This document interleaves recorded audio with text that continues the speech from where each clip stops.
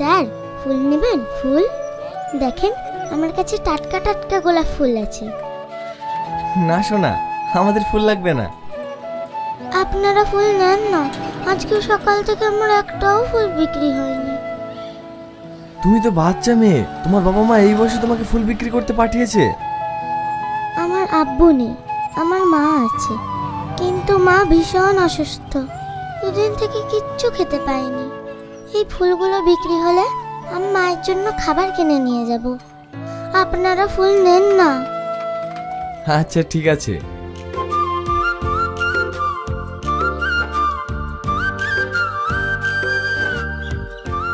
তুমি এসো।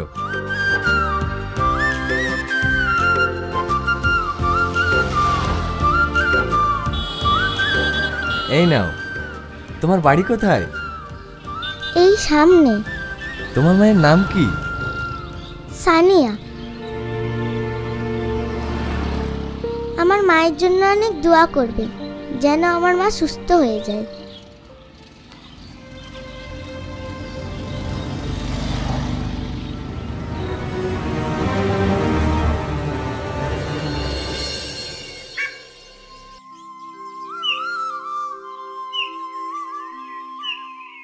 মা, এই দেখো, আমি তোমার জন্য খাবার নিয়ে এসেছি, তুমি খেয়ে নাও। তুই আবার ডাস্টবিন থেকে নোংরা খাবার কুড়িয়ে নিয়ে এসেছিস?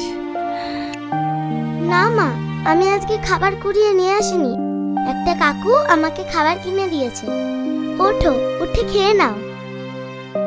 আমি তোকে এই শিক্ষা দিয়েছি? তোকে আমি বলিনি কারো কাছে কোনো জিনিস হাত পেতে নিবি না? না মা, আমাকে যারা সাহায্য করে তাদের প্রত্যেকের নাম আমি লিখে রাখি, দেখবে? এই দেখো, আমি যখন বড় হব, যারা আমাকে সাহায্য করেছে তাদের প্রত্যেকের ঋণ আমি শোধ করে দেব। আমার মাকে কারোর কাছে ঋণী করে রাখবো না, কারণ এই পৃথিবীতে তুমি ছাড়া আমার কেউ নেই গো। তুই আমার সব রে, তোকে ঘিরে তো আমি বেঁচে আছি। হ্যাঁ, আমার বিশ্বাস তুই একদিন অনেক বড় হবি, অনেক বড়। আমি তোর এমন হতভাগী মা যে আজ পর্যন্ত তোকে কোনো কিছুই কিনে দিতে পারিনি। কে বলেছে তুমি আমাকে কিছু দাওনি? তুমিই তো আমাকে জন্ম দিয়েছো। তোমার এই ঋণ আমি কোনোদিনও শোধ করতে পারবো না গো মা। আমার সোনামণি।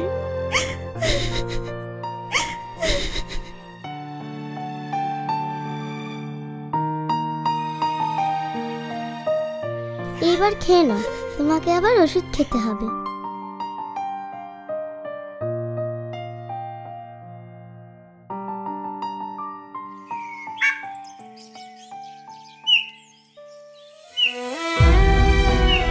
সানিয়া, কে আপনি? তুমি আমাকে চিনতে পারছো না? আমি ইলিয়াস। কোন ইলিয়াস? আমি কোন ইলিয়াসকে চিনি না। মা, এই আঙ্কেলই তো আমাকে খাবার কিনে দিয়েছে। এটা তোমার মেয়ে? হ্যাঁ। তুমি এতদিন কোথায় ছিলে? দেখুন, সে কৈফিয়ত আমি আপনাকে দিতে যাব না। আপনি এক্ষুনি এখান থেকে চলে যান। আর হ্যাঁ, যাবার সময় খাবারটা সঙ্গে করে নিয়ে যাবেন। হ্যাঁ, আমি এখন চলে যাচ্ছি, কিন্তু আমি আবার আসবো। আপনাকে আমি যেতে বললাম না?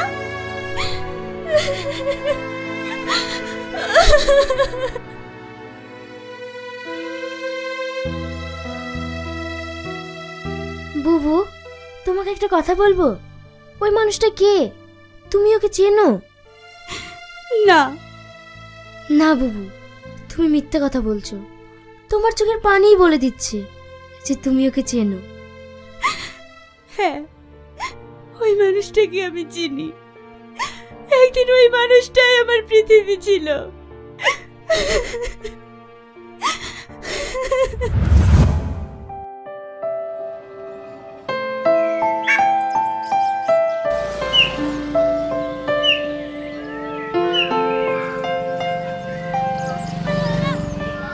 কি গো, তুমি সেই কখন বললে আসছি? এত দেরি কেন? তুমি তো ছেলে বলেই ছোট, কিন্তু একটা মেয়েকে বাড়ি থেকে বেরোতে হলে কত রকমের প্রশ্নের জবাব দিতে হয় জানো? আজ তোমার জন্য বাড়িতে অনেক মিথ্যা কথা বলেছি। আমি এক বান্ধবীর বাড়িতে যাব বলে তোমার সাথে যাচ্ছি। কাউকে মন থেকে ভালোবাসলে তার জন্য একটু মিথ্যে কথা বলতে হয়। চলো।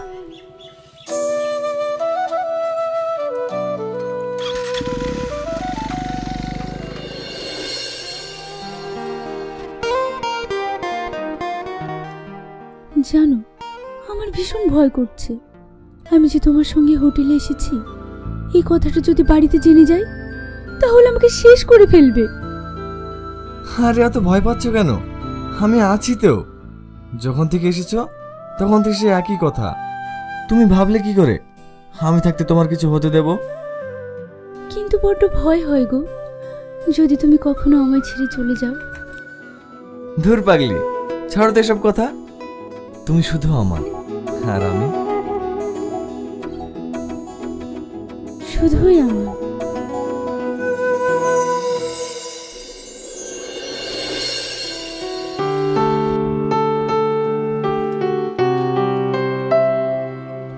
চল চল, তাড়াতাড়ি চল, দেরি হয়ে যাচ্ছে, নইলে আবার গাড়ি মিস হয়ে যাবে।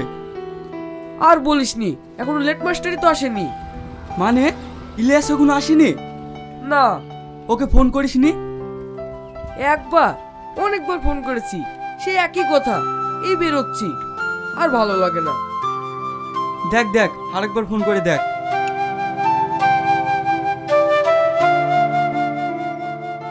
কি রে, তোর জন্য আর কতক্ষণ দাঁড়িয়ে থাকবো বলতো? 10 মিনিট এখনো হচ্ছে না? এই তো হয়ে গেছে, আর 2 মিনিট।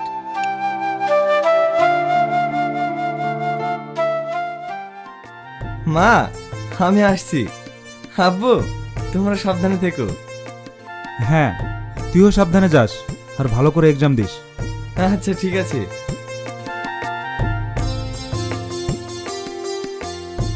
তাড়াহুড়ো করে চারটে খেয়েও গেল না।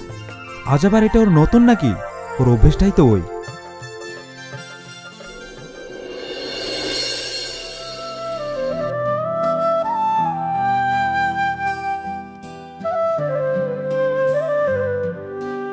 কি হলো, তুমি কাঁদছো কেন? তুমি আমাকে এখানে একা ফেলে অনেক দূরে চলে যাচ্ছ, আবার কবে ফিরবে তার ঠিক নেই। এই পাগলি, তাই বলে কাঁদতে হবে? আমি তো ফাইনাল এক্সাম দিয়ে চলে আসবো, এসেই আমরা দুজনে বিয়ে করে নেব। আমি জানি না গো, সেদিনটা আমার জীবনে আসবে কিনা। কেন আসবে না? ঠিক আসবে। বলছি শোনো না, আমার আবার দেরি হয়ে যাচ্ছে, আমি আসছি। হ্যাঁ,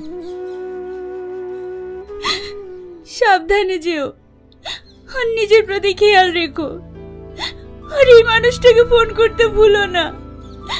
আমি সব সময় তোমার ফোনের অপেক্ষায় বসে থাকবো। ঠিক আছে বাবা, ঠিক আছে, আমি তোমাকে রোজ ফোন করব। ইলিয়াস, কিছু বলছো?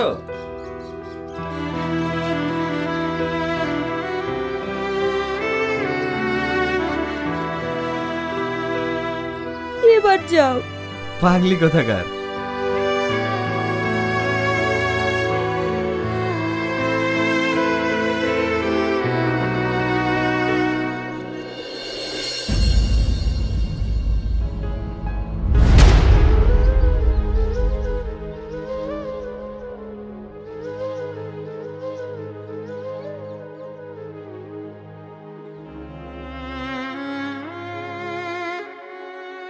কিরে বুড়ি, কি হয়েছে তোর?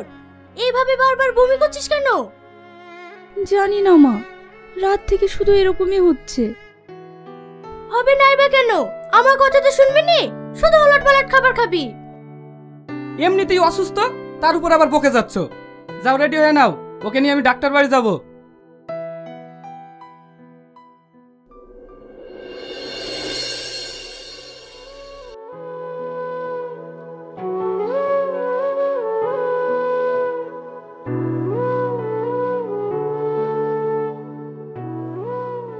কংগ্রাচুলেশন, আপনার মেয়ে মা হতে চলেছে। আপনি কি বলছেন?